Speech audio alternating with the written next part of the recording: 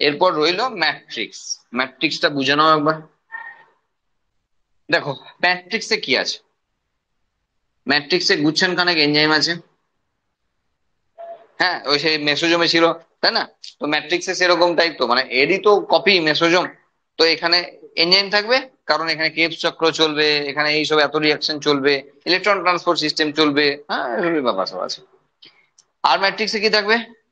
থাকবে একটি double standard circular self replicating নন genetic DNA.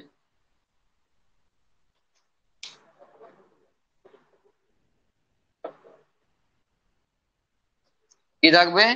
Double standard circular self replicating নন genetic DNA. নন genetic DNA. কিছু মনে পড়ছে? কাউরির কথা মনে পড়ছে? প্লাজমিডের কথা মনে পড়ছে? ঠিক, মানে আমাদের প্রোক্যারিওটিক সেলের কথা মনে পড়ছে। ব্যাস, গল্প চলে এসছে সেই জায়গায়। সেমি অটোনোমাস সেল অর্গানেল, অর্ধ স্বনির্ভর কোষীয় অঙ্গাণু। না, দুটো সেল অর্গানেলকে বলা হয়। কে কে? একজন যাকে পড়ছি সে, আর একজন প্লাস্টিড। কেন? তার একটা পয়েন্ট এটা, ডিএনএ আছে। ডিএনএ থেকে কি হবে যদি রাইবোজোম না থাকে? তাহলে রাইবোজোম আছে, আর সেটা হলো 70s। আবারও সেই তার কথাই মনে পড়ালো, প্রোক্যারিওটিক সেলের কথা মনে পড়াচ্ছে। দুজনের মধ্যে কমন কি আছে? দুজনের মধ্যে কমন আছে ডবল মেমব্রেন। পরীক্ষা কোশ্চেন আছে নিটের, হ্যাঁ। ডবল মেমব্রেন আছে দুজনারই। দুজনারই এটিপিএজ উৎসেচক আছে। এটিপিএজ উৎসেচক আছে। দুজনাই এটিপি জেনারেট করতে পারে। মানে আছে পরীক্ষায় মাইটোকন্ড্রিয়ার সঙ্গে প্লাস্টিডের সিমিলারিটি। হ্যাঁ, দুজনের অনেকগুলো জায়গাতে ম্যাচ করে। বোঝা গেল? তাহলে দুজনারই ডবল মেমব্রেন বাউন্ড স্ট্রাকচার, দুজনারই এটিপিএজ আছে, তাই তো এটিপি জেনারেট করতে পারে। দুজনের ক্ষেত্রেই সার্কুলার ডবল স্ট্যান্ডার্ড ডিএনএ রয়েছে, এবং সেটা নন জেনেটিক। দুজনের ক্ষেত্রেই রাইবোজোম রয়েছে। বোঝা গেল? এইবার বিষয়টা হলো এইরকম যে, দেখো ডিএনএ আছে আর আছে রাইবোজোম, আর কি লাগবে? ও নিজের কপি নিজে বানাতে পারবে, স্বাভাবিক ব্যাপার, ও তো লেখা আছে ওখানে বাই ফিশন তারা ডুপ্লিকেট করতে পারে। তাহলে মাইটোকন্ড্রিয়া থেকেই মাইটোকন্ড্রিয়া তৈরি হয়, তার তো রহস্য এখানেই লুকিয়ে যে যার ডিএনএও আছে, আবার সেই ডিএনএ বহিঃপ্রকাশের জন্য রাইবোজোমও আছে, তার আর কি দরকার? তো সবই আছে। আর সেই জন্যই প্লাস্টিড থেকে প্লাস্টিড তৈরি হয়, মাইটোকন্ড্রিয়া থেকে মাইটোকন্ড্রিয়া তৈরি হয়। বোঝা গেল? তার মানে অটোনোমাস, মানে স্বনির্ভর। আচ্ছা, ধরো তুমি পড়াশোনা করলে, যার জন্য পড়াশোনা করছো সেটা হলে, হ্যাঁ, প্রাইমারি লেভেলে ধরো ডাক্তার এমবিবিএস পাস করেছো, তো মোটামুটি তোমার সোর্স অফ ইনকাম তো হয়ে গেছে শুরু। যা ইচ্ছে করো, ইনকাম শুরু হয়েছে ধরো তোমার জীবনে। এবার তুমি ছোটখাটো যখন খরচা করছো, তোমার ধরো ভালো ইনকাম করো, তুমি ধরো প্রায় 70-80 হাজার টাকা ইনকাম করো। তাহলে তুমি ধরো একটা মোবাইল কিনবে, বাবাকে জিজ্ঞাসা নাও করতে হতে পারে, নাও হতে পারে, সেই টাইমে গিয়ে বাবাকে জিজ্ঞাসা নাও হতে পারে। ঠিক আছে, এই ছোটখাটো একটা ট্যুরে যাবে বন্ধুর সঙ্গে, নাও জিজ্ঞাসা করতে হতে পারে। ওই খরচার জন্য বাবাকে পারমিশন নেওয়ার কিছু নাই, কারণ তুমি ইনকাম করো, বাবারও সেখানে জানে আমার বিশেষ কিছু বলার নাই। বোঝা গেল? তাহলে এমন অনেক ডিসিশন রয়েছে যারা, মানে যেটা সেলফ মেকিং, নিজে নিজে নিতে পারি। এবার ধরো বিয়ে করবে, হ্যাঁ এটা একবার জিজ্ঞাসা করতে হবে, তাই না? এটা একবার জিজ্ঞাসা করা লাগে, তাই না? বিয়ে করার মতো এত বড় ডিসিশন একবার বাবাকে না জিজ্ঞাসা করলে হয়? তো সেটা এরকম। তার মানে সবকিছু পারে, আর সেই জন্যই তো অটোনোমাস। কিন্তু হঠাৎ করে তার আগে সেমি লাগিয়ে দিল, মানে অর্ধেক লাগিয়ে দিল, কারণ বাবাকে জিজ্ঞাসা করতে লাগবে। ও নিজে নিজে যতই যা করুক, কিন্তু ওকে কন্ট্রোল করে যে, তার নাম নিউক্লিয়াস। সেই জন্য সে পুরো স্বনির্ভর নয়, অর্ধ স্বনির্ভর। ঠিক প্লাস্টিডের ক্ষেত্রেও একই কথা প্রযোজ্য, যে ওর সবই আছে, সবই পারে, তবুও ওকে ওকে মেনটেন করে, ওকে কন্ট্রোল করে নিউক্লিয়াস। বোঝা গেল? সেই জন্য এদেরকে সেমি অটোনোমাস সেল অর্গানেল বলা হয়। আর একটা জিনিস বলবো, মাইটোকন্ড্রিয়া ছাড়বো, সেটা হলো ডিএনএ, সার্কুলার ডাবল স্ট্যান্ডার্ড এবং রাইবোজোম, প্রোক্যারিওটিক সেলের গল্প। তাহলে প্রশ্ন হলো যে কেন এরকম কেন রয়েছে? রহস্যটা হলো এই জায়গায় যে বিজ্ঞানীরা ভাবছেন যে মাইটোকন্ড্রিয়া আগে প্রোক্যারিওটিক সেলই ছিল, কোন একটা ধান্দায় ইউক্যারিওটিক সেলের মধ্যে ঢুকেছিল, যে ইউক্যারিওটিক সেল আর বেরোতে দেয় না, কারণ ও দেখেছে যে ভালো এনার্জি তৈরি করতে পারে, একে রাখতে হবে, ওকে বেঁধে রেখে দিয়েছে। এবার তুই আমার শরীরের মধ্যে বসে বসে সারা জীবন এনার্জি তৈরি কর। প্লাস্টিককেও সেম কারণের জন্য ঢুকিয়েছে। আর প্লাস্টিক আগে প্রোক্যারিওটিক সেল ছিল, কোনো ধান্দায় ঢুকেছিল, দিয়ে দেখেছে রান্না বান্না ভালো পারে, একে আটকে রেখে দেয়। রান্না বান্না ভালো পারে, ফটোসিনথেসিস করে, রান্না বান্না ভালো পারে, তো ইলেকট্রিক আটকে রেখে দেয়। ও সারা সারা জীবন তারপর থেকে ওখানেই আটকে বসে আছে। আর তাছাড়া কি গল্প হতে পারে যে প্রোক্যারিওটিক সেলের এরকম পুরো এক্স্যাক্টলি ফিচার্স নিয়ে একজন বসে আছে ইউক্যারিওটিক সেলের মধ্যে? বোঝা গেল? তো বিজ্ঞানীরা এমনই ভাবছেন। মোটামুটি মাইটোকন্ড্রিয়া অ্যারোবিক, অ্যানারোবিক আর ফার্মেন্টেশন, তিনটে তো প্রসেস। অ্যারোবিকের ক্ষেত্রে ফ্রি অক্সিজেন লাগে, অ্যানারোবিকে বাউন্ড অক্সিজেন লাগে, লাইক NO2, SO2, মানে কোন একটা ফরম্যাটে O2 লাগে, O2 লাগে, কোন একটা ফরম্যাটে লাগে, বাউন্ড অক্সিজেন লাগে। অ্যারোবিকে ফ্রি অক্সিজেন লাগে, লাইক মুছে দিয়েছি O2। অ্যানারোবিকে বাউন্ড অক্সিজেন লাগে, আর ফার্মেন্টেশনে লাগে না। এ প্রডিউস করবে কোথায়? একে তো সাপ্লাই দিতে হয়, একে সাপ্লাই দিতে হয়।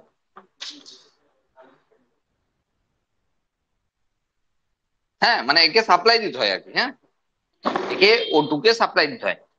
ওই জন্যই তো ওই সাইটোপ্লাজমের সঙ্গে কানেকশনে, ওই যে বললাম না, ওই পারফরমেন্স সাব ইউনিটটা খুব গুরুত্বপূর্ণ, কারণ ও বাইরের সঙ্গে ভিতরের কানেকশনটা তৈরি করে, যে ভিতর থেকে বাইরে গিয়ে যাবে, বাইরে থেকে ভিতরে গিয়ে যাবে।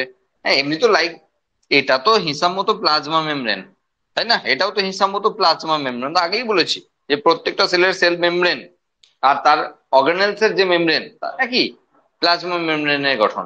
তো ওখানে তো আমরা পড়েছিলাম যে কি কি আছে না আছে। হ্যাঁ, নেক্সট প্লাস্টিড। প্লাস্টিড আমরা জানি প্ল্যান্টের ক্ষেত্রে আছে, অ্যানিমেলের ক্ষেত্রে নাই। দু একটা এক্সেপশনাল কেস রয়েছে, ইউগ্লিনা, ক্রাইসেমি বা এরা, যাদের ক্ষেত্রে এরকম তারা ফটোসিনথেসিস করতে পারে। হ্যাঁ, তাও নর্মাল প্লাস্টিড না। আর ঠিক আছে, পরে বলছি। Plastids are found in all plant cells and euglenoids, তো বলাই রয়েছে ইউগ্লিনয়েডস। তাহলে প্রোটিস্টার একটা গ্রুপ হলো ইউগ্লিনয়েডস। তো তাদের ক্ষেত্রে মানে যে যে যে গ্রুপে ইউগ্লিনা, ক্রাইসেমি বা এরা আছে, তাহলে প্ল্যান্ট সেল, প্ল্যান্ট সেলের ক্ষেত্রে আছে আর ইউগ্লিনয়েডস এর আছে।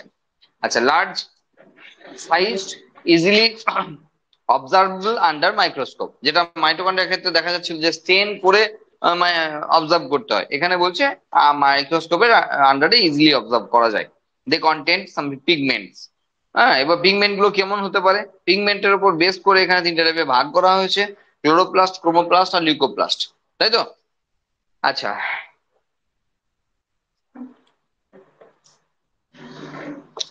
বারে বারেই ভাবছি লিখবো না, তারপর মনে হচ্ছে না, লিখেই দিই, বসে বসে পড়ালে কি ঠিক হবে? দেখো,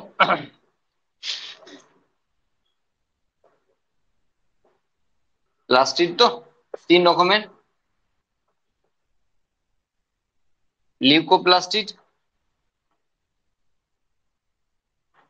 ক্রোমোপ্লাস্টিড,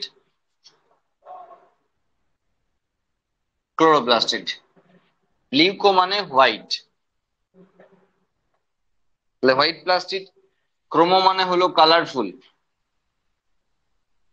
কালারফুল প্লাস্টিড। আর ক্লোরো মানে হলো গ্রিন। হ্যাঁ, ওটাও কালার, কিন্তু গ্রিন কে এখানে আলাদা করা হয়েছে। ঠিক আছে, তাহলে এই তিনটের মানেই এটা, বোঝা গেল? আচ্ছা, তো যেখানে লিউকোপ্লাস্টিড, তো সেখানে যেহেতু তার ক্ষেত্রে কোনো পিগমেন্ট নেই, সেই জন্য সে ফটোসিনথেসিস করতে পারবে না। আর সেই জন্য তার মেন ব্যাপার স্যাপার সবই related with storage capacity, store করে। ক্রোমো কি করতে পারে? ক্রোমো যেমন ধরো আহ যখন পলিনেশন হয় তখন অ্যাট্রাকশন করে, মানে বিভিন্ন জিনিসের, একটা গাছের ক্ষেত্রে সাদা আর সবুজ রং বাদ দিয়ে বাকি যে রংগুলো আছে তা সবই ক্রোমোপ্লাস্টিড। ঠিক আছে। এবার ক্রোমোপ্লাস্টিড বাকি সব কাজ মানে কাজগুলো করে। যেমন ধরো একটা ফুলের ক্ষেত্রে ধরো পলিনেশনে হেল্প করবে, তাহলে সেক্ষেত্রে পলিনেটর যারা তাদেরকে আনবে। হ্যাঁ, তাহলে পলিনেশনে হেল্প করবে। ধরো সেক্ষেত্রে ফ্রুট ডিসপার্সেলে হেল্প করতে পারে, ফ্রুট ডিসপার্সাল। মানে বলতে চাইছি যে একটা ফুলের পাপড়ির রং তো বিভিন্ন রঙের হয়েছে, রং বেরং হওয়ার সুবিধা হলো যে সেখানে অ্যাট্রাকশন হবে, বুঝে গেছো, বেশি বকছি না। একটা ফ্রুট পাকলে রঙিন হয় কেন? তার কারণ আবার অ্যাট্রাকশন। তাহলে রং হবে, তারপর না লোকজনকে ডাকবে। একটা গাছের ফল হয়েছে কি মানুষে পেরে খাওয়ার জন্য? হ্যাঁ, হতেই পারে। কিন্তু মানুষের মতো আরো অন্যান্য প্রাণীরা যাতে খেতে পারে সেই জন্যই হয়েছে। কারণ ও জানে আমার উদ্দেশ্য হলো যেন দূর দূরান্তে ছড়িয়ে দিতে পারে, ডিসপার্সাল হয়। কারণ আমার ছানাটাকে আমি আমার মানে নিচেতেই করতে দিতে চাই না, কারণ আমার সঙ্গেই লড়াইয়ে আসবে, মরবে। তার থেকে দূর দূরান্তে ছড়িয়ে পড়ুক, বংশ বিস্তার হোক। পৃথিবীর প্রত্যেকটা অর্গানিজম তাই চাই, মানুষও তাই চাই, তো এখনো চাই, তবে একটু কম চাই এখন। জনবিস্ফোরণ হচ্ছে, তাই না? চেয়ে চেয়ে এমন হয়েছে যে এখন বিস্ফোরণ হয়ে যাচ্ছে। যাই হোক, তো সেখানে এটা হলো, তাহলে ফুড ডিসপার্সেলের ব্যাপার হলো। আর কি পারে? কালার আর কি করতে পারে? আর যেটা করতে পারে কালারফুল প্লাস্টিক, সেটা হলো ফটোসিনথেসিস। আরে শুধুই ফটোসিনথেসিস। এবার দেখো, তোমার শুনতে অবাক লাগলো এটা, তাহলে রহস্যটা জানতে হবে। দেখো তুমি ধরো ওই যে, ধরো ওই একটা লাল শাক হয় না, ভাতে মাখিয়ে খেলে পুরো ভাতটা হাতটা সব লাল হয়ে যায়। বলো ওই শাকটার কি রং আছে? লাল। আছে কোথাও সবুজ? তাহলে ও কি করে? ওকে কে খাইয়ে আসে? ওকে কে খাইয়ে আসে? ও তো নিজের খাবার নিজেই তৈরি করতে পারে। তাহলে ওর তো ক্লোরোপ্লাস্টিড নেই, মানে গ্রিন পিগমেন্ট কিছু নাই, ক্লোরোফিল নাই, তাহলে খাওয়া তৈরি করতে পারে। হলো। আচ্ছা, পাতাবাহার, কত রকমের পাতাবাহার আছে যাদের একটারও সবুজ নাই, সব বিভিন্ন রং আছে, সবুজ নাই। তো তারা কি করে? তারাও তো দিব্যি বেঁচে আছে, তবে তারাও খাবার তৈরি করতে পারে। অ্যাকচুয়ালি দেখো ফটোসিনথেসিস, মোট ওভারঅল যত পরিমাণ ফটোসিনথেসিসের ফলে ফুড প্রডিউস হয়, তার মধ্যে অ্যালগি একা করে 70%। শুনতে অবাক লাগবে যে আমরা ভাবছি আম গাছ, জাম গাছ, বট গাছ, অশ্বত্থ গাছ, এত বড় বড় গাছ থাকতে কোথায় আপনি সেই শ্যাওলাকে নিয়ে বললেন ও নাকি পৃথিবীর 70% খাবার তৈরি করতে পারে? হ্যাঁ, তাই। কারণ তুমি ভাবছো নর্দমা, তুমি ভাবছো হয়তো বাথরুমের শ্যাওলা, কিন্তু আমরা ভুলে যাচ্ছি 3 ভাগ জল আছে পৃথিবীতে।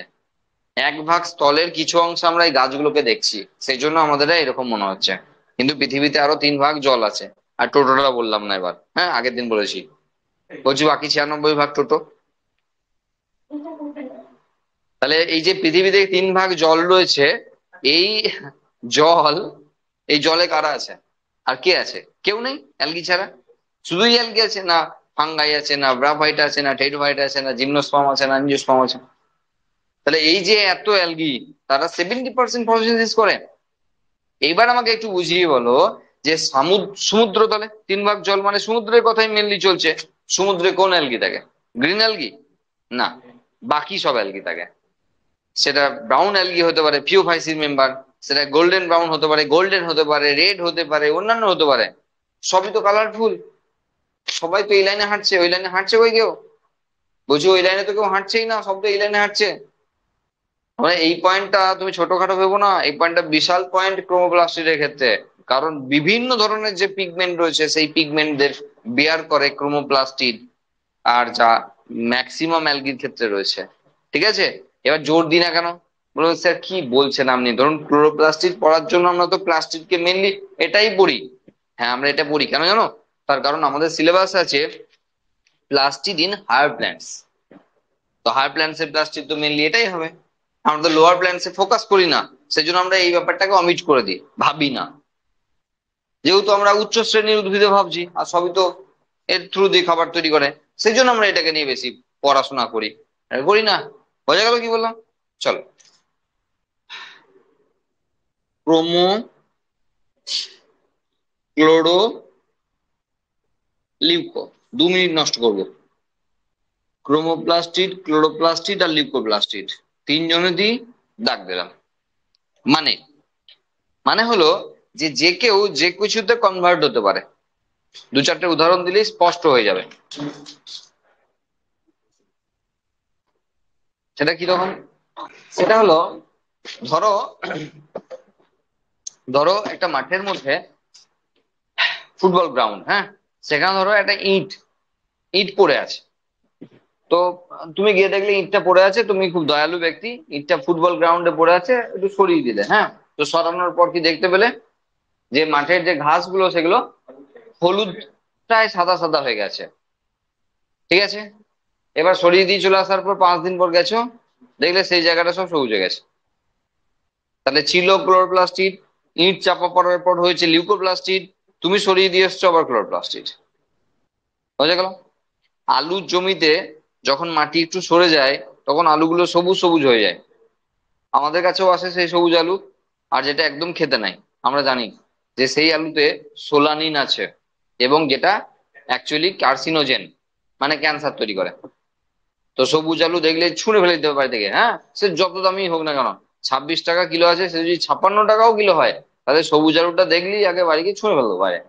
কারণ ওটা মা ঠিক কঞ্জুসি করে রান্না করবে, আর ওটা খেলে ক্যান্সার হবে। বোঝা গেল? তো সবুজ আলু খাচ্ছি না, এমনিতেও সেদ্ধ হয় না, কচকচ করেই খেতে হবে সেদ্ধর পরে। বোঝা গেল কি বললাম? হয়ে গেল, তাহলে আমরা বুঝতে পারলাম। এবার ওই আলুটা যদি মাটি থেকে তোলার আগে যদি একটু মাটি চাপা দিয়ে আসা হতো না, তাহলে আবার সাদা হয়ে যেত। বোঝা গেল? তাহলে লিউকো থেকে ক্লোরো, আবার ঘুরে এলো। একটা ফল যখন কাঁচা আছে তখন সবুজ থাকে, পাকলে কালার আসে। এখন তুমি বলবে, স্যার সিঙ্গাপুরি কলায় তো হয় না স্যার। হ্যাঁ, অনেক উদাহরণ আমাকে দেবে, স্যার সেগুলো তো পাকলে হয় না। দেখো, এক্সেপশনাল ব্যাপার স্যাপার আছে, কিন্তু তুমি এক্সাম্পল হিসাবে অবশ্যই রাখতে পারো যে ফল পাকলে কোন একটা রং আসবে। স্বাভাবিকভাবেই হওয়া উচিত। হিমসাগর রঙে হয় না তো কি করবো আমি? ঠিক আছে, হওয়া উচিত। হ্যাঁ, তো কেন? For attraction. রং না এলে কেউ আসবে না, তাই তো? তা ডাকার জন্য রং করতে হবে, রঙিনে সবাই অ্যাট্রাক্ট হয়। ঠিক আছে, তো এটা গেল। তো এরকম উদাহরণ তুমি খুঁজলে গাদা গাদা পাবে, যেখানে এটা থেকে ওটা, ওটা থেকে ওটা, যখন তখন যা ইচ্ছাতে পরিবর্তন হতে পারে তার সিচুয়েশন অনুযায়ী। হলো? চলো, এরপর আমাদের কি দেখতে হবে? সিআরটিটা কি বলছে একবার দেখতে হবে। দেখো, based on the type of pigments, plastid আর 3 টাইপস। ক্লোরোপ্লাস্ট, লেখা আছে এই মানে পিগমেন্ট গুলো লেখা আছে, ক্লোরোফিল, ক্যারোটিনয়েডস, ইম্পর্টেন্ট জিনিস। They trap light energy for photosynthesis, আমরা পড়বো। ক্রোমোপ্লাস্টে কি লেখা আছে? Content fat soluble carotenoids pigments like carotene, xanthophyll etcetera. It gives a yellow, orange or red colour. বিভিন্ন কালার আছে, বিভিন্ন পিগমেন্ট আছে, এই কটা নয়, আরো গাদা গাদা পিগমেন্ট আছে। যেমন টমেটো রঙের লাইকোপিন আছে, ঠিক আছে? সেরকম বিভিন্ন জায়গাতে আলাদা আলাদা ক্যারোটিনয়েডস, গাজরে আছে, এরকম আলাদা আলাদা জায়গায় আলাদা আলাদা পিগমেন্ট আছে। তো আমাদের অবশ্যই পিগমেন্টেশন, যেহেতু এখানে অনেক বড় বিষয়, সেখানে পিগমেন্টের নাম মনে রাখতে হবে প্লাস্টের এগেনস্টে। লিউকোপ্লাস্টের ক্ষেত্রে দেখো বোল্ড বোল্ড করা আছে, হ্যাঁ, অবশ্যই মনে রাখতে হবে, পরীক্ষায় কোশ্চেন আসবে। অ্যামাইলোপ্লাস্ট, এলাইলোপ্লাস্ট আর প্রোটিনোপ্লাস্ট বা অ্যালিউরোনোপ্লাস্ট। হ্যাঁ, কে কি স্টোর করে? যখন স্টার্চ স্টোর করছে তখন অ্যামাইলোপ্লাস্ট, যখন অয়েল স্টোর করছে, ফ্যাট স্টোর করছে তখন এলাইলোপ্লাস্ট, যখন প্রোটিন স্টোর করছে তখন প্রোটিনোপ্লাস্ট। এগুলো অবশ্যই মনে রাখতে হবে, এগুলো নিট, জেনপাস, এগ্রিকালচার সব ক্ষেত্রে আসবে। হলো? এবার চলে এলাম ডাইরেক্ট যেটা আমাদের পড়ার বিষয়, সেটা হলো ক্লোরোপ্লাস্ট। দেখো,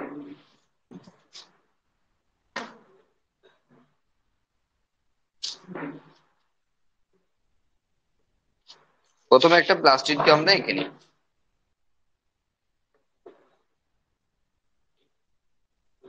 দেখো, এটা যদি একটা প্লাস্টিকের বিভিন্ন রকমের, ক্লোরোপ্লাস্টের বিভিন্ন রকমের সাইজ হয়, শেপ হয়, হ্যাঁ।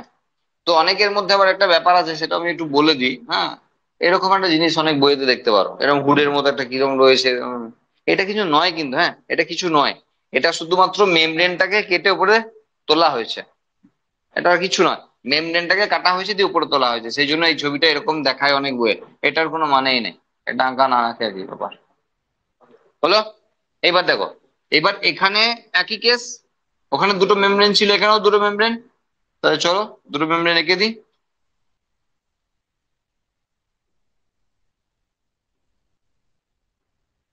তাহলে এটা আউটার মেমব্রেন, এটা ইনার মেমব্রেন, এটা পেরিপ্লাস্টিডিয়াল স্পেস, বললাম না আর, তাই তো, পেরিপ্লাস্টিডিয়াল স্পেস।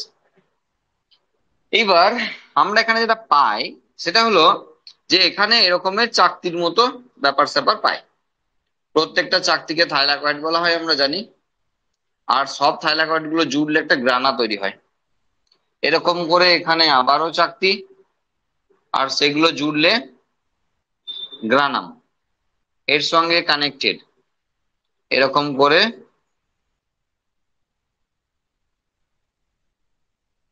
কানেক্টেড। আসল জিনিসটা আমাদের বুঝতে হবে, এমনিতে জানি তোমরা জানো,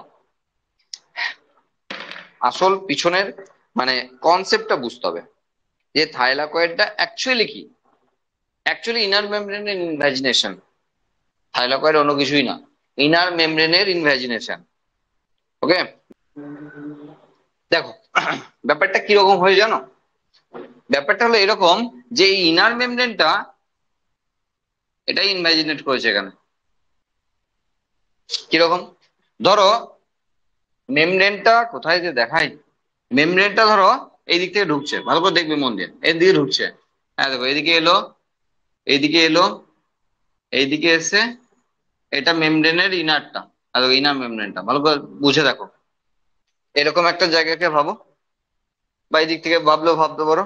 তাহলে এই জায়গাটা অ্যাকচুয়ালি এরকম একটা জায়গা, আর এই জায়গাটা অ্যাকচুয়ালি এরকম একটা জায়গা, মানে এটা এইদিকে হচ্ছে না, এইদিকে হয়ে গেছে।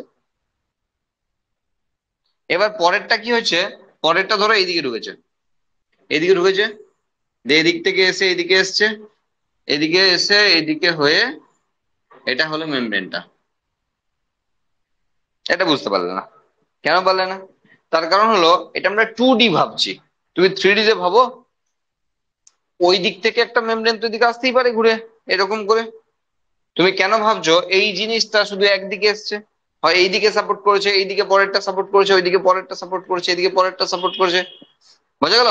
এবার আমরা কেমন ভাবছি, এই দেখো থাইলাকয়েড, এই দেখো থাইলাকয়েড, তার মানে এই চাকতিগুলোকে আমরা এবার পরপর ভাবছি, কিন্তু অ্যাকচুয়ালি ওসব কিছুই না, অ্যাকচুয়ালি ইনার মেমব্রেন এবার ইনভ্যাজিনেট করে এভাবে করেছে, পরপর পর স্ট্যাক হয়ে গেছে। তো এরকম কটা নিয়ে গ্রানাম হয়েছে, বোঝা গেল কি বললাম? ভীষণ ইম্পর্টেন্ট জিনিস, কারণ এ আবার আরেকটা চ্যাপ্টার হিরো, ফটোসিনথেসিস। তাহলে আমাকে যত ভালো ফটোসিনথেসিস বুঝতে হবে, আমাকে তত ভালো বুঝতে হবে ক্লোরোপ্লাস্টিড। না বুঝলে আমি ফটোসিনথেসিস কিচ্ছু বুঝতে পারবো না, বোঝা গেল? তাহলে এটা আমরা বুঝতে পারলাম ইনার মেমব্রেন ইনভ্যাজিনেট করে এইভাবে তৈরি করেছে। এইবার এখানে যেটা হয় সেটা হলো ভিতরে লুমেন তৈরি হয়ে যায়, এবং খুব ভাইটাল জায়গা লুমেন। ফটোসিনথেসিস পড়তে গেলে আমরা দেখতে পাবো, যখন সেই জেড স্কিম পড়ি না আমরা, PS2 PS1, হ্যাঁ যে সেই জেড স্কিম পড়ি আমরা, ভুলে গেছি মনে হয়, সেই লাইট রিয়াকশন, হ্যাঁ লাইট রিয়াকশনের মধ্যে সাইক্লিক আর নন সাইক্লিক আছে, হ্যাঁ যাই হোক, সব ইতিহাস হয়ে গেছে। তো এই লুমেনটা খুব ভাইটাল, হ্যাঁ। আর সঙ্গে অবশ্যই এই প্লাজমা মেমব্রেন গুলো ভাইটাল। মানে প্লাজমা মেমব্রেন মানে আমরা বলতে বলতে চাইছি যে থাইলাকয়েডের যে মেমব্রেন, হ্যাঁ সেটা খুব ইম্পর্টেন্ট জায়গা, কারণ এই মেমব্রেনের উপর বিভিন্ন ধরনের প্রোটিন থাকে, যেখানেও চলে ইলেকট্রন ট্রান্সপোর্ট সিস্টেম। এখানেও আছে এটিপিএইচ, হ্যাঁ এফজি রেফান দানা নয়, কিন্তু এটিপিএইচ আছে, বোঝা গেল? কারণ এখানেও শক্তি উৎপাদনের গল্প আছে, ঠিক আছে? সেটা আমরা ডিটেলসে ওখানেই বুঝতে পারবো, এখানে অতটা বুঝতে পারবো না। আমার যতটা এখানে বোঝানো সম্ভব আমি বুঝিয়ে দিচ্ছি, বাকিটা সব যখন সালোকসংশ্লেষ বা মানে ফটোসিনথেসিস পড়বো তখন বুঝবো। ওকে, এবার দেখো একটু ব্যাপারগুলো। দেখো এই যে থাইলাকয়েডটা রয়েছে, এর সঙ্গে এ কানেক্টেড, তাহলে এর সঙ্গে এই যে কানেক্টেড রয়েছে, একটা থাইলাকয়েডের সঙ্গে একটা থাইলাকয়েডের যে কানেকশন, তাকে বলা হয় গ্রানাম ল্যামেলি।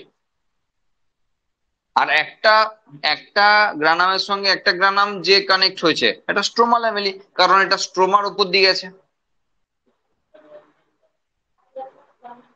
হ্যাঁ প্লাজমা মেমব্রেনটা বলছি, প্লাজমা মেমব্রেনটা যখন থাইলাকয়েড বানাচ্ছে, তোমার মনে হচ্ছে স্যার এখান থেকে ঘুরে তো এদিকে চলে গেল, তাহলে আপনি এই গোলটা কোথা থেকে করে দিলেন?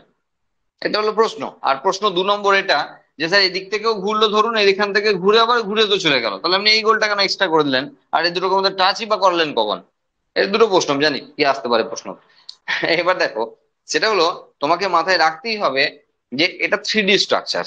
এই মেমব্রেনের যখন ইমাজিনেশন হচ্ছে, পাশের মেমব্রেনটাকেও সাথে পায় সব সময়, আর সেই জন্যই এই ছবিগুলো আমরা আনতে আসছি। তোমার দেখে মনে হচ্ছে এরা শুধু মাঝে আছে, মাঝে আছে, মাঝে আছে, মাঝে আছে, কিন্তু অ্যাকচুয়ালি আছে সবাই সাইডের দিকে, পেরিফেরাল রিজিয়ন আছে। মাঝে যে আছে, মাঝে যে অংশটা আছে সেটা অ্যাকচুয়ালি স্ট্রোমা। বুঝতে গেলে আমাকে 3D তেই ভাবতে হবে, নাহলে বুঝতে পারবো না। তার মানে এই যে স্ট্রাকচার, এই যে স্ট্রাকচার, এই যে স্ট্রাকচার, এগুলো তুমি পেরিফেরাল রিজিয়নে ভাবো, আর মাঝখানের জায়গাটা ছেড়ে দাও, যে সেই মাঝখানের জায়গাটা স্টোমা ভাবো। এবার আমাদের যদি 2D তে ওটা আঁকা সম্ভব হয় না, সেই জন্য আমাদের এরকম দেখাতে হয়, এখানে আছে, এখানে আছে, তুমিও ভাবলে মাঝে মাঝে সব বসে আছে, আর তার ফাঁকে ফাঁকে জায়গাগুলো স্টোমা, কিন্তু অ্যাকচুয়ালি হলো সাইডে সব জায়গাগুলোতে গ্রানা আছে, মাঝের জায়গাটা স্টোমা আছে। এটা হলো অ্যাকচুয়াল ব্যাপার। বোঝা গেল? এবার আমরা কি করব, এবারে আমরা একটু না ওই একদম পিছনের জায়গা থেকে জুম ইন করতে করতে যাব, একটু বোঝানোর চেষ্টা করব যে অ্যাকচুয়ালি কোথায় হয় সেই লাইট ট্র্যাপিং মেকানিজম, কোথায় আছে, কি হয় না হয় সেই সবগুলো। হ্যাঁ, একটু জাস্ট 5 মিনিট টাইম লাগবে। দেখো, ধরো এটা একটা, ধরো সাপোজ কোনো একটা গাছের পাতা, যে গাছের ইচ্ছা হোক, আমার কোনো অসুবিধা নেই। এবারে সেকশনাল ভিউ করলে মেনলি ওপর দিকে প্যালিসেড প্যারেনকাইমা, নিচের দিকে স্পঞ্জি প্যারেনকাইমা, এরকম আসার কথা, যা আসুক গো, সেটাও আমার কোনো মাথা ব্যথা নেই। এটা যদি প্যারেনকাইমা হয় তাহলে সে তো টিস্যু, তার মানে এই প্যারেনকাইমার একটাকে যদি আমি বার করে আনি তাহলে সেটা একটা সেল, নো ডাউট। এটা যদি টিস্যু হয় তাহলে একটা একটাকে বার করে আনলে সেল। এবার এই সেলের মধ্যে যেমন নিউক্লিয়াস আছে, যেমন আর 5টা অর্গানেলস আছে, তেমন এই আছে, যাকে আমরা পড়ছি। তাহলে এরকমই গোল্লা একটা করে রাখলাম, সেই গোল্লা কিন্তু অ্যাকচুয়ালি যাকে আমরা এখানে পড়ছি সেই গোল্লা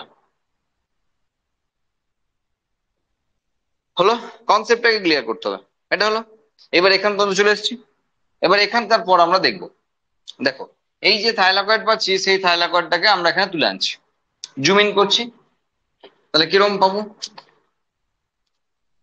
সেটা হলো এইরকম গোল মতো একটা চাকতি আলটিমেট পাচ্ছি।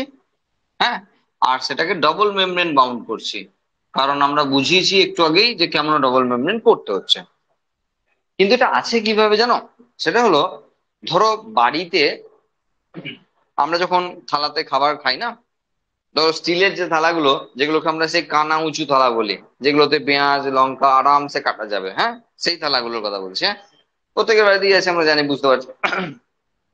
এবার ধরো একটা বড় মাপের থালা আর ওর থেকে একটু ছোট মাপের থালা, এবার দুটোকে ধরো পাশাপাশি রাখলে তাহলে কি হবে?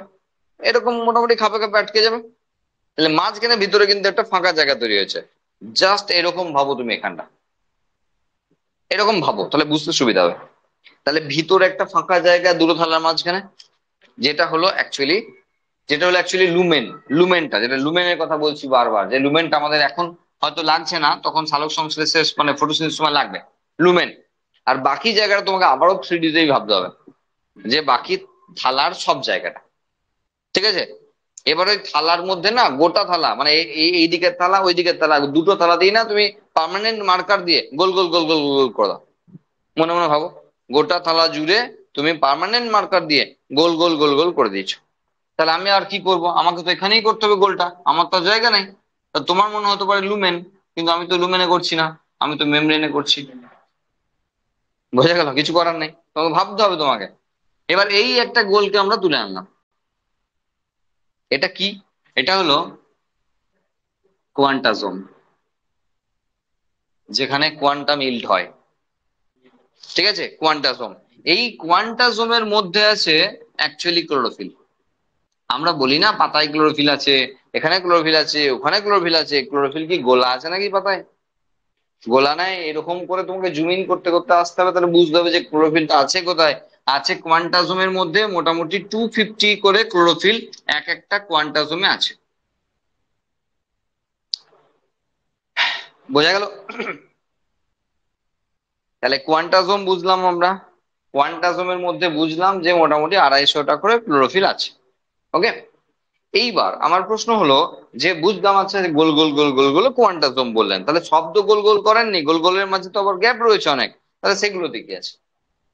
সেগুলোতে আছে আদার্স পিগমেন্ট। আদার্স পিগমেন্ট যা যা পড়লেন। কারণ একটা যে কেউ হোক, মানে যে কালারই শো করাক না কেন, তার শুধু ভেবো না যে সবুজ বলে এর শুধু ক্লোরোফিলই আছে। এর chlorophyll A B C D E 5 রকমের। হায়ার প্ল্যান্টসে AB দেখা যায়, লোয়ার প্ল্যান্টসে ক্ষেত্রে CDE দেখা যায়। এছাড়াও ক্যারোটিন, জ্যান্থোফিল, হ্যাঁ, ফাইকোরিথ্রিন, ফাইকোসায়ানিন, এরকম সব থাকে। এবার কম কম থাকে। তো তারা ধরো এরকম জায়গাগুলোতে আছে, বুঝতে পারলে কি বললাম? তাহলে গোল গোল জায়গাগুলোর মধ্যে ক্লোরোফিল আছে, আর বাকি জায়গাগুলোতে অন্যান্য পিগমেন্ট আছে, আদার পিগমেন্টস। সব মিলিয়ে, সব মিলিয়ে হলো অ্যান্টেনা কমপ্লেক্স।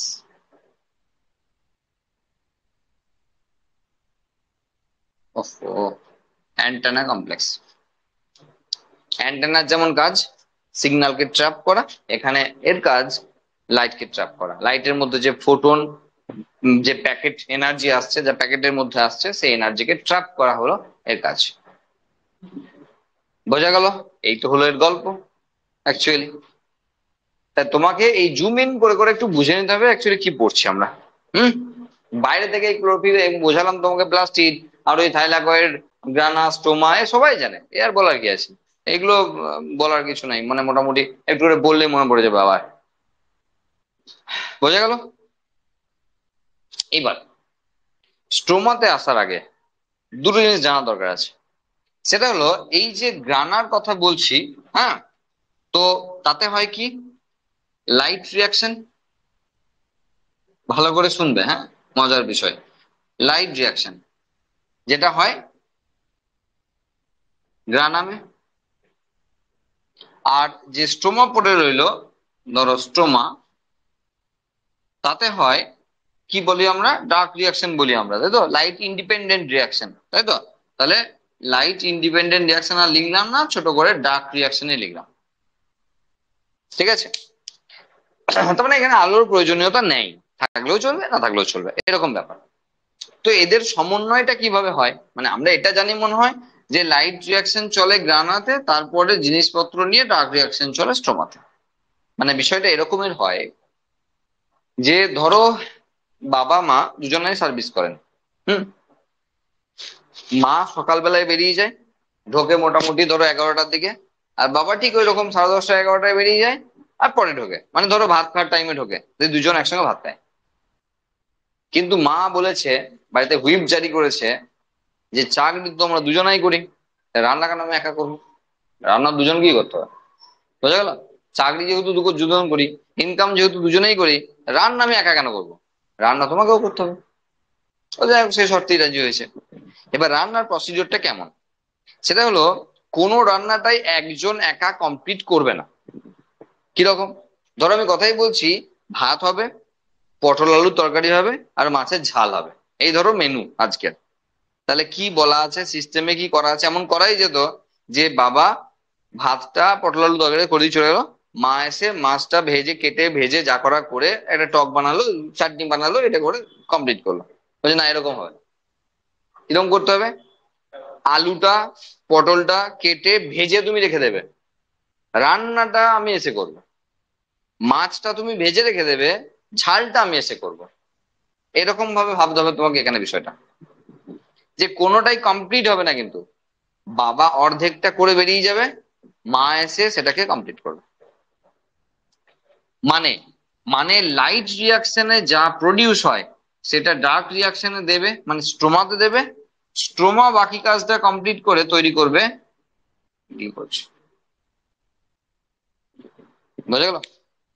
তার মানে অর্ধেক কাজটা লাইট রিয়াকশনে, মানে গ্রানাতে হবে, বাকি অর্ধেক যে রিয়াকশন রয়েছে সেটা স্ট্রোমাতে হবে, দিয়ে আলটিমেট কমপ্লিটলি গ্লুকোজ তৈরি করবে। এটা হলো মেন বিষয়। বোঝা গেল? বাকি তো অনেক কিছু বাকি আছে, যা ফটোসিনথেসিস পড়তে হবে, হ্যাঁ, এর বেশি জানতে গেলে বা বুঝতে গেলে, হ্যাঁ। থাইলাকয়েডস, লুমেন, গ্রানা, কিছু নাই কিছু নাই কিছু নাই কিছু নাই। স্টোমা, ঠিক আছে? স্ট্রোমাতে মানে এটা মনে প্রশ্ন আসতেই পারে, গ্রানাতেই কেন হয় লাইট রিয়াকশন আর স্ট্রোমাতেই কেন হয় ডার্ক রিয়াকশন? উল্টো হতে পারতো। মানে এরকম যে বাবা আগে রান্না করবে না, মা হাফ করে যাবে, বাবা কমপ্লিট করবে, এমন হতে পারতো। তো চাকরিটা যদি ঘুরিয়ে দিই তাহলে এমন তো হতেই পারতো। তো ভাইস ভার্সা নয় কেন, উল্টোটা নয় কেন? তার কারণ লাইটকে ট্র্যাপ করার জন্য যে মেকানিজম, তা তো গ্রানাতেই আছে। কারণ এর ক্ষেত্রে সম্ভব নয় লাইটকে ট্র্যাপ করা। আবার উল্টো দিকে স্ট্রোমাতে যা লাগে তাহলে এনজাইম, বিভিন্ন ধরনের এনজাইম যা স্ট্রোমাতে আছে, যা ড্রাগ রিয়াকশন চালাবে, তা গ্রানাতে নেই। তাই ড্রাগ রিয়াকশন করা সম্ভব নয়। সেই জন্য ফার্স্ট হাফে এগিয়ে কাজ করতে হবে, সেকেন্ড হাফে এগিয়ে কাজ করতে হবে। বোঝা গেল? আর স্টোমার বিষয়বস্তু যেটা, সেটা একদম সেম অ্যাজ মাইটোকন্ড্রিয়া। মানে ওই double standard circular self replicating নন জেনেটিক ডিএনএ, সঙ্গে 70s টাইপের রাইবোজোম যাকে দেখালাম, ব্যাস ওই একই, যেমন বলছিলাম। এবার ওই গল্প তো শুনেই দিলাম আগে, সেমি অটোনমাস সেল অর্গানেল কেন বলা হয়, আর এর অরিজিন কিভাবে হয়েছে, এ নিজের কপি নিজে কেন বানাতে পারে, এতে এগুলো আছে বলে নিজের কপি নিজে বানাতে পারে। ব্যাস, এই নিয়ে হয়ে গেল মোটামুটি আমাদের মাইটোকন্ড্রিয়া। Sorry, plastid.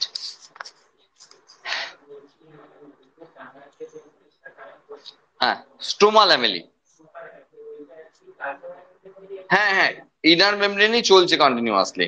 আবারও বলছি, এইগুলোকে তোমরা মাঝে ধরছো বলে সমস্যাটা আসছে মাথায়। এইগুলোকে তোমরা বারবার মাঝে ধরে ফেলছো, গোটা জায়গাটার মাঝে ধরে ফেলছো। সেই জন্য মনে হচ্ছে কেন যাবে এর সঙ্গে ওর কানেকশন। তুমি সাইডের দিকে ধরো, সাইডে পেরিফেরাল রিজিয়নে ধরো, দেখো আর কোনো সমস্যা হবে না। কারণ মেমব্রেনটা ইনভ্যাজিনেট করলে যদি ক্রিস্টি হতে পারে, তাহলে এখানে হতেই পারে এসব জিনিসপত্র। বোঝা গেল? তোমাকে কিন্তু গোটা জিনিসটাকে পেরিফেরাল রিজিয়নে ধরতে হবে, বাইরের দিকের ব্যাপারে ধরতে হবে এদেরকে। আর মাঝে স্পেসটাকে রাখতে হবে এর জন্য। তাহলে তোমার মানে কনসেপ্ট ক্লিয়ার হবে। আর না হলে ওই গোল গোল ঘুরতেই থাকবে শুধু।